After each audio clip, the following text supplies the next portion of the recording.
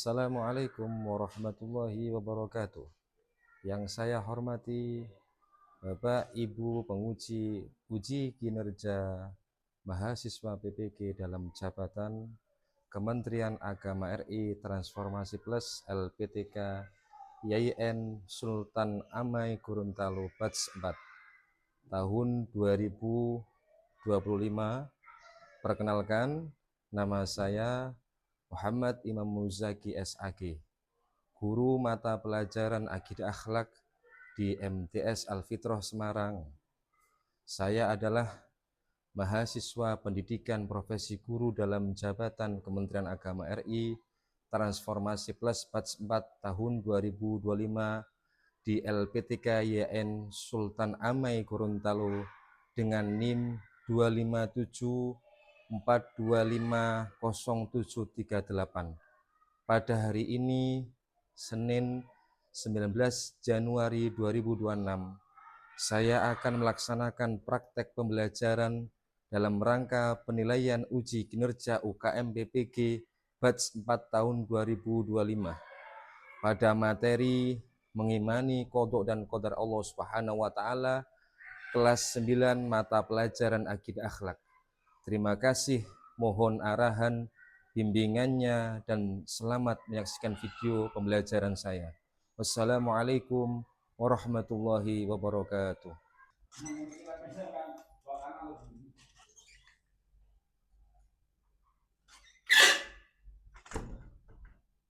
Assalamualaikum warahmatullahi wabarakatuh.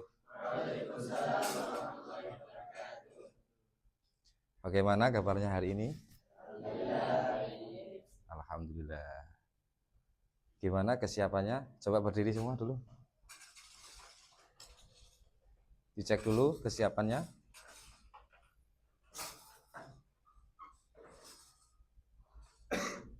Sudah duduk kembali.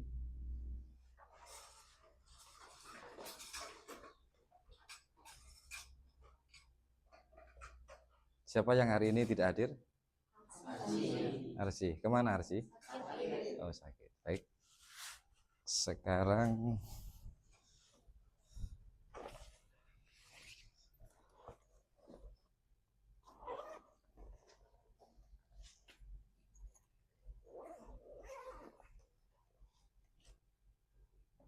kita akan belajar mata pelajaran Akidah Akhlak.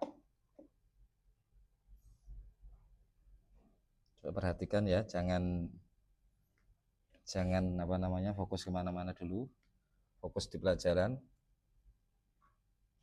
Sebelum di pelajaran, Ustadz ingin satu dari teman-teman ini memimpin doa, maju ke depan, Prima, maju ke depan. Doa, dipimpin doa surat Fatihah. Menghadap teman-teman. A'udzubillahi minasyaitonir rajim.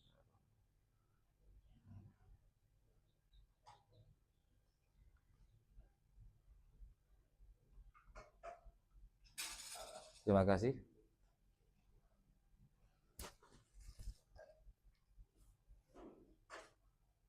Pentingnya berdoa sebelum belajar. Nah, itu sangat penting sekali karena yang namanya doa itu menjadi wasilah agar ilmu kita barokah dan manfaat. Gimana keadaan hati kalian semua ini? Senang? Senang, bahagia. Kenapa kok senang? Zaki, kenapa? Oh, alhamdulillah. Mau disambang ya? Ada yang sedih di sini? Ulum senang apa sedih? Sedih. Kenapa kok sedih? Waduh, yang sabar ya. Ini namanya takdir Allah ya. Harus diterima. Baik anak-anakku sekalian, sebelum ke kegiatan inti pelajaran, Ustadz akan bertanya dua hal terkait masalah keimanan pada qadha dan qadar Allah Subhanahu wa taala. Pertanyaannya yaitu, apakah kita bisa memilih kita terlahir dari orang tua siapa Dan apakah kita bisa memilih? Kita ini dilahirkan berjenis kelamin laki-laki atau perempuan. Kira-kira bisa memilih nggak kita? Tidak. Kenapa Zaki kok tidak bisa memilih? Karena semua sudah sesuai dengan takdir Allah. Takdir itu ada berapa Zaki? Ada 2. Apa itu Zaki? Mu'allaq. Nah ini termasuk takdir yang mana Zaki? Mubrom. Terima kasih, bagus. Berarti di kegiatan awal ini kalian sudah memahami sedikit tentang masalah pemahaman kodok, qadar dan takdir. Terima kasih. Baik, hari ini kita akan ice breaking dulu ya, sebelum belajar ya. Oke, tirukan dan lihat Ustadz. Buka mulut dan tertawa 3 kali, hahaha. Buka mulut dan tertawa 2 kali, hahaha. Buka mulut dan tertawa 1 kali, ha. Buka mulut dan tertawa, tahan tawa.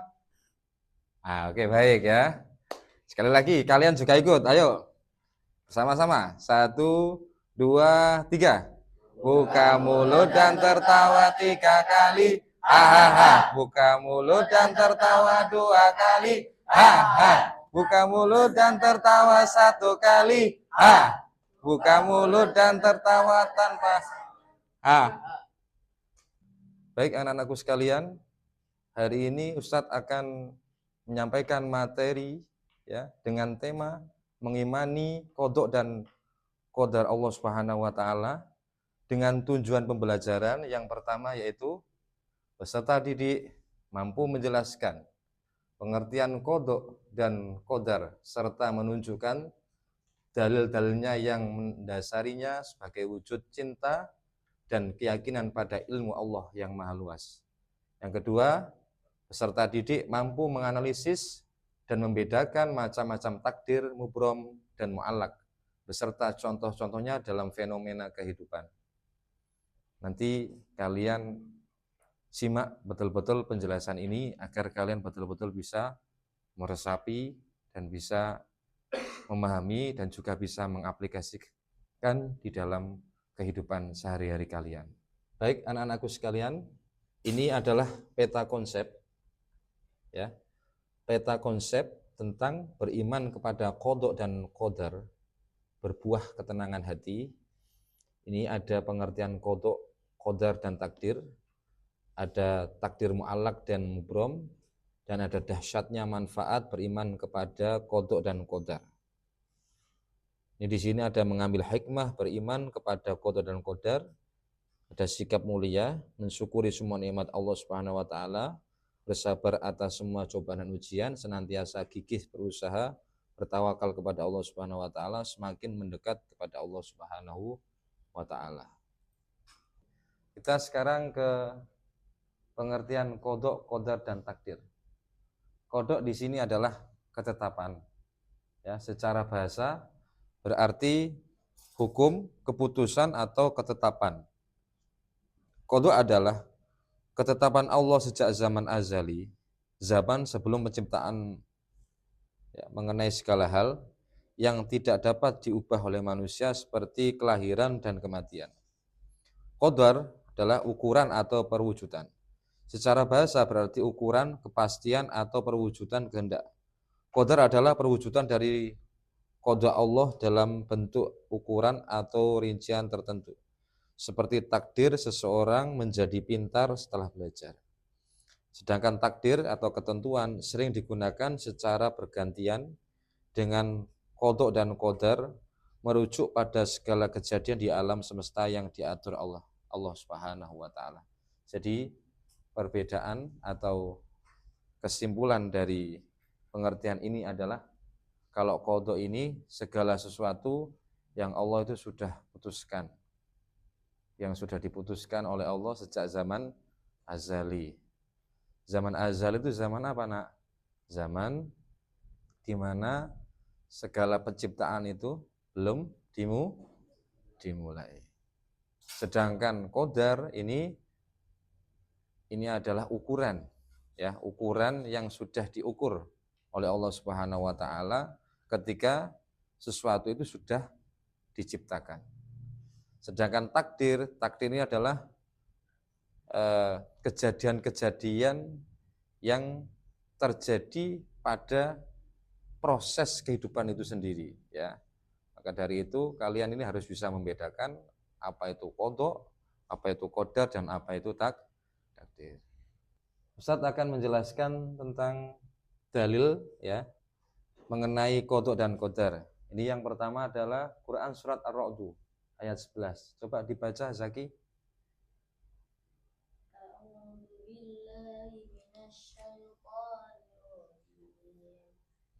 Bismillahirrahmanirrahim.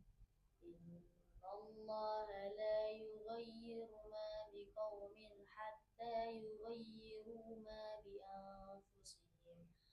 Wa idza aradallahu biqaumin su'an fala maradda lahu wa ma lahum min dunihi min wal. Baik, terima kasih Zaki. Nah, itu adalah ayat yang menjelaskan tentang qada dan qadar, yang artinya adalah sesungguhnya Allah tidak akan merubah keadaan suatu kaum sebelum atau sehingga mereka merubah keadaan yang ada pada diri mereka sendiri. Dan apabila Allah menghendaki keburukan terhadap suatu kaum, maka tak ada yang dapat menolaknya, dan sekali-kali tak ada pelindung bagi mereka selain Allah. Maksud ayat di atas adalah takdir manusia dapat diusahakan oleh manusia itu sendiri. Manusia yang ikhtiarnya bagus, biasanya takdirnya juga bagus. Berarti untuk menjadi bagus, berhasil hidupnya, perlu ada usaha yang dilakukan. Jadi tidak hanya diam diri, harus berusaha dan doa. Jika seseorang itu mengupayakan atau berikhtiar dengan baik, insya Allah Allah akan memberikan hasil yang baik. Jika manusia itu ikhtiarnya kurang baik, maka Allah juga akan memberikan hasil yang kurang baik. Ini tergantung manusianya. Berarti ini konteks ayat ini lebih tertuju pada qada atau qadar? Qadar. Baik. Yang kedua, Quran surat Al-Ahzab ayat 36. Coba Wes dibaca. Ya, Mas.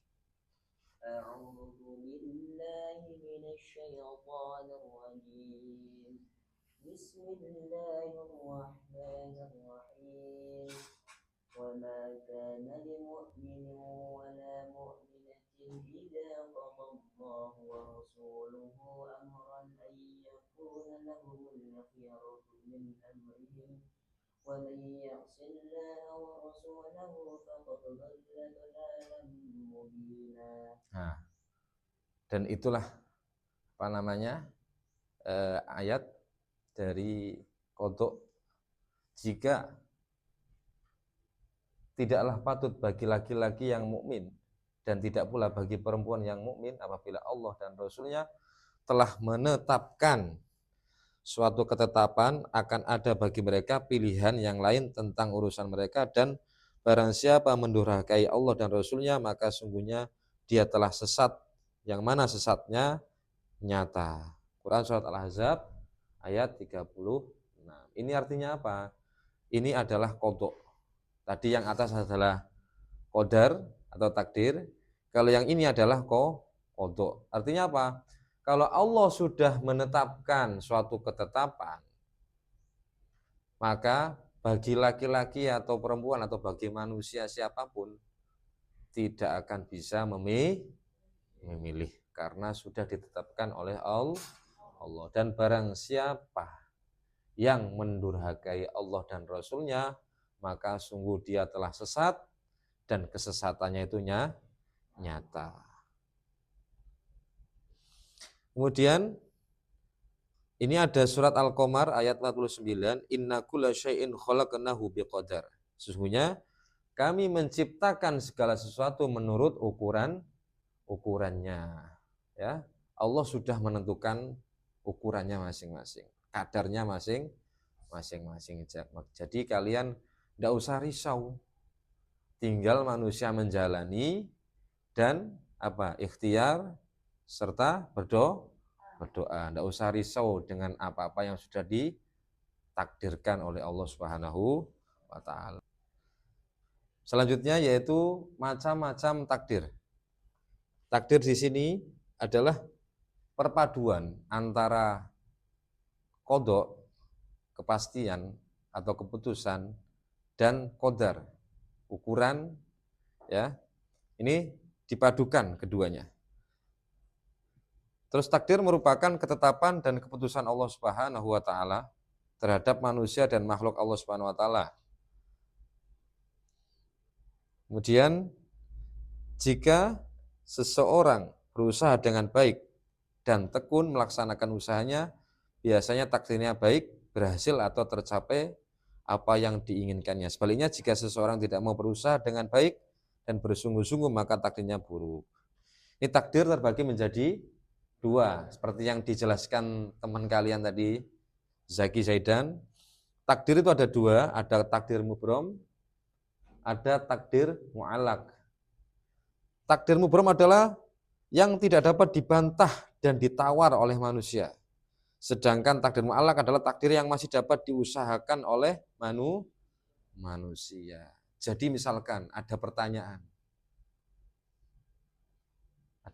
gini, kamu kok anaknya nakal misalkan, kamu kok anaknya nggak mau berubah menjadi anak yang baik.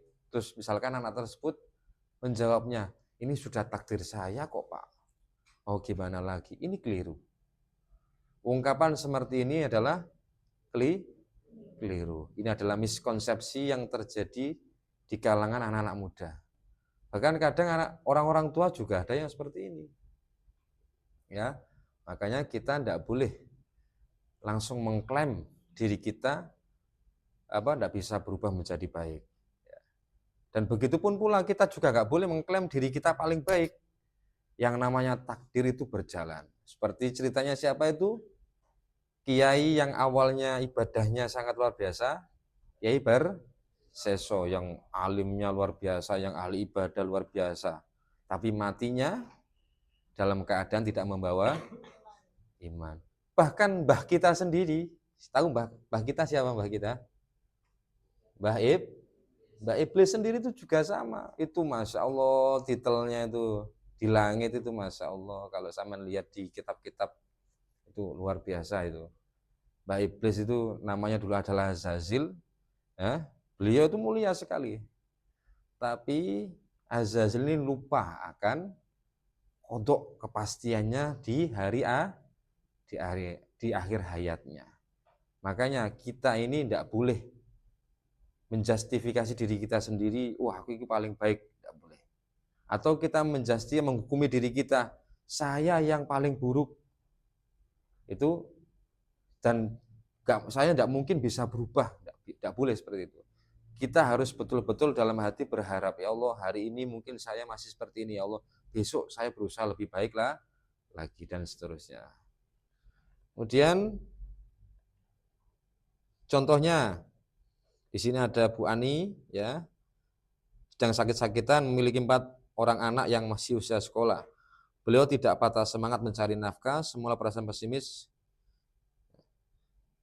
Ya, ini ada seorang wanita yang suaminya sedang sakit. Dia punya 4 anak.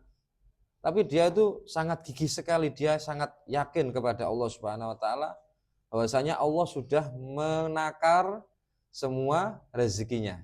Sehingga dia rela banting tulang, bekerja siang malam, ya. Dia tidak memperdulikan dirinya, tidak memperdulikan kesehatannya. Dia tetap berusaha untuk mencari nafkah untuk keluarganya. Nyatanya Allah Maha mencukupi. Kita sebagai orang yang beriman, kita harus beriman kepada qada dan qadar Allah. Ini perilakunya, ya. Perilaku yang pertama harus mempunyai perilaku bersungguh-sungguh untuk mencapai keberhasilan, ikhtiar. Kita harus menyerahkan segala permasalahan hidup kita kepada Allah. Tidak boleh kita ketika sudah ikhtiar, terus kita angan-angan terus, kapan ya berhasilnya ya? Kapan ya berhasilnya? Nggak boleh. Setelah kita sudah ikhtiar, kita sudah berusaha, langsung pikiran kita hentikan dengan cara kita kembalikan kepada Allah. Saya yakin karena saya sudah berusaha dengan sungguh-sungguh, saya yakin semuanya akan diberikan hasil yang baik oleh Allah dan tidak boleh putus asa. Yang kedua, menyerahkan segala persoalan kepada Allah tadi ya, tawakal. Kemudian selalu berterima kasih kepada Allah. Ini kadang yang lupa. Sampai ketika mendapatkan nikmat walaupun itu kecil, jangan pernah tinggalkan yang namanya bersyukur. Karena nikmat yang paling agung di antara nikmat-nikmat yang lain adalah apa? Kalian masih diberikan kesempatan hidup. Nafas ini loh. Ini nafas ini adalah nikmat yang sangat luar biasa. Terus kemudian apa?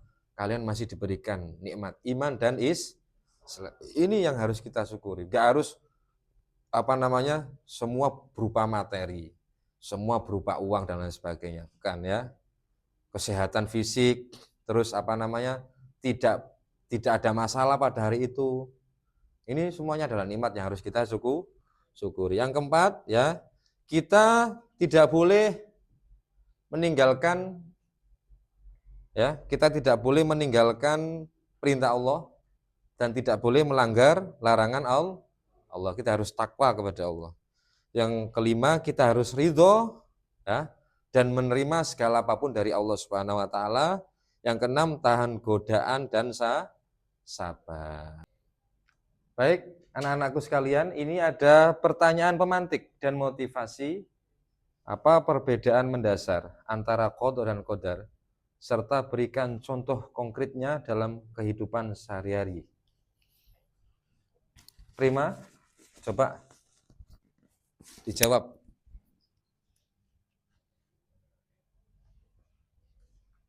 Jawab langsung. Qada, ketetapan, ketentuan Allah sejak zaman azali, mutlak dan tidak bisa diubah. Contoh, jenis kelamin, orang tua, atau ajalnya. Qadar adalah perwujudan atau ukuran, perwujudan takdir yang berjalan beriringan dengan ikhtiar manusia. Contoh, kesehatan, kepandaian, dan rezeki. Oh, baik sekali. Ya, itu ya. Jadi perbedaan qada dan qadar sangat jelas sekali.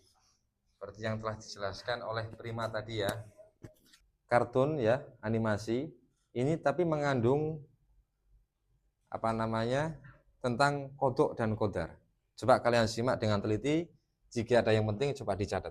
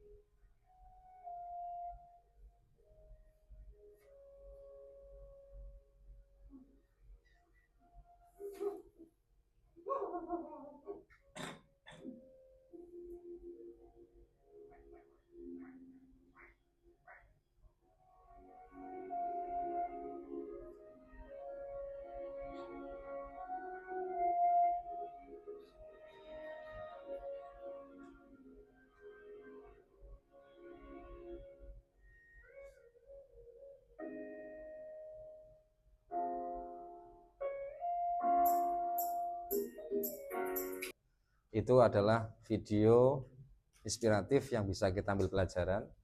Intinya, ketika kita mempunyai tujuan atau keinginan, kita harus betul-betul fokus walaupun banyak tantangan, rintangan yang harus kita hadapi. Walaupun tantangan itu taruhannya adalah nyawa, kalau kita sudah yakin kalau itu adalah tujuan yang terbaik bagi kita, kita perjuangkan. Dan kalau sudah kita perjuangkan, kita pasrahkan kepada Allah Subhanahu wa Ta'ala. Insya Allah nanti akan Allah memberikan hasil yang terbaik. Baik, untuk selanjutnya saya akan membagi kelompok berdasarkan kemampuan ya. Berdasarkan saya campur. Ini kelompok 1, Zaki Zaidan, Arsi Nur, Atta Mirza, Faizal Rayyan, kumpul langsung membuat kelompok. Kemudian kelompok 2, Bilal, Daniel Hilmi Gagah, Ibrahim Haikal. Kemudian kelompok 3, Prima, Bahrul, Nur Ahmad, Yudis, Uwais. Segera untuk membentuk lingkaran, untuk kelompoknya. Ayo. Diangkat, bangkunya diangkat.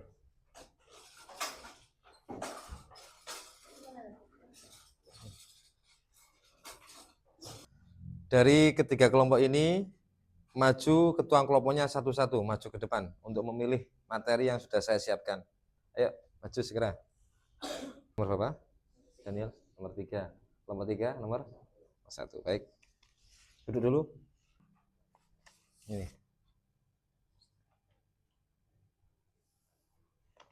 Nomor 3 tadi. 3 atau 2?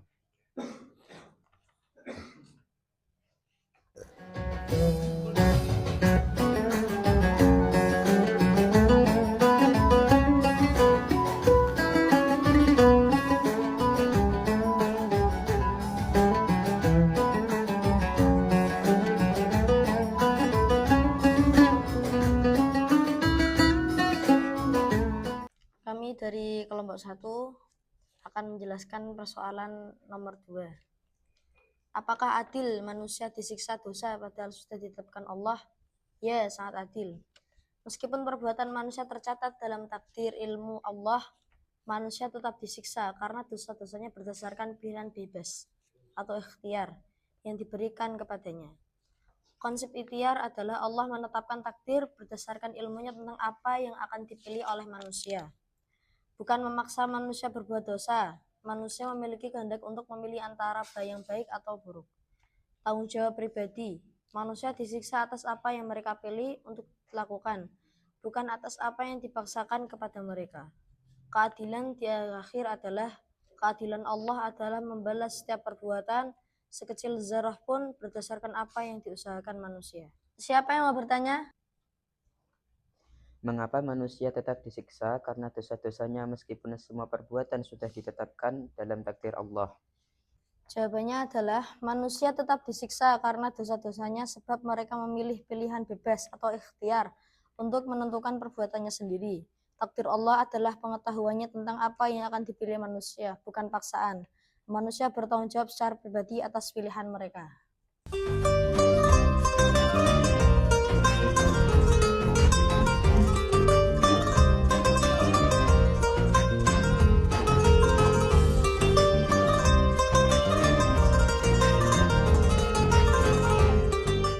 Terima kasih. Untuk setiap kelompok kita apresiasi dengan tepuk tangan yang meriah. Besok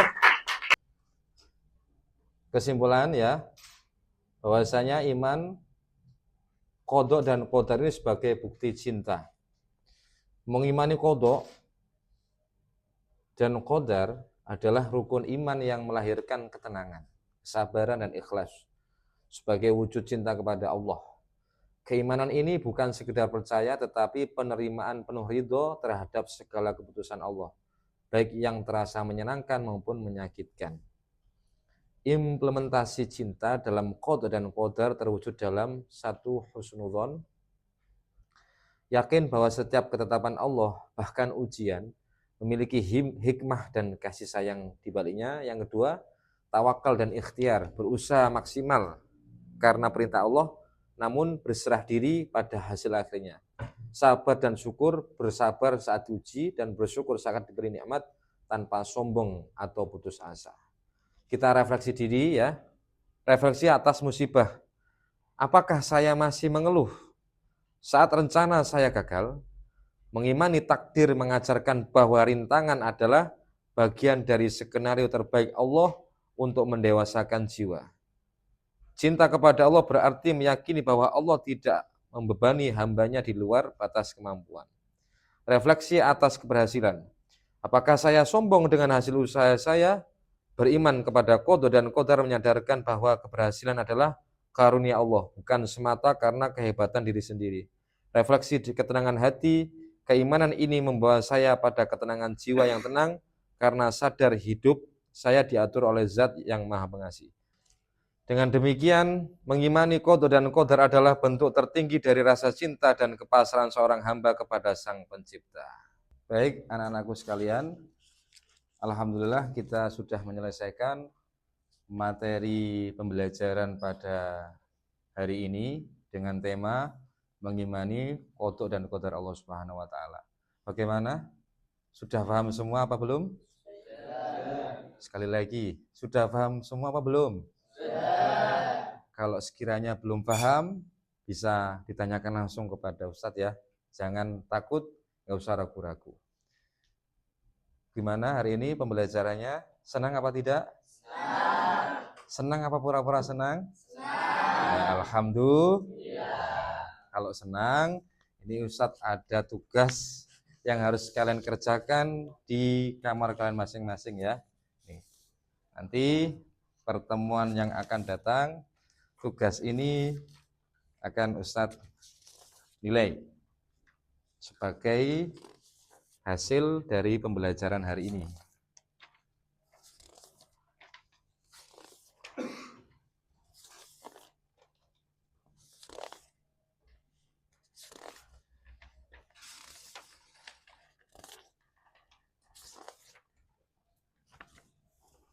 Alhamdulillah materi hari ini kita sudah selesai ya. Untuk materi berikutnya tolong dipersiapkan di kamar masing-masing, dibaca secara umum, nanti akan Ustadz jelaskan di pertemuan yang akan datang dengan tema adab pergaulan dalam Islam ya. Nanti kita akan bahas bagaimana materi itu, karena kalian ini adalah remaja-remaja yang baru dewasa, ini tentu banyak sekali gejolak-gejolak yang akan kalian hadapi. Maka dari itu pertemuan yang akan datang ini sangatlah seru sekali untuk dibahas. Terima kasih dari saya. Untuk doa penutup, coba Mas Zaki untuk dipimpin doa kafaratul majlis.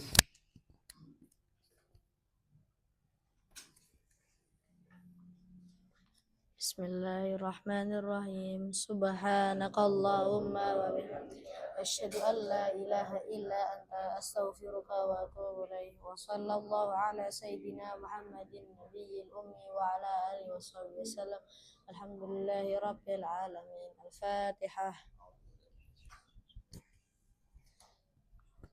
Terima kasih anak-anakku sekalian. Ustadz undur diri. Saya akhiri. Assalamualaikum warahmatullahi wabarakatuh.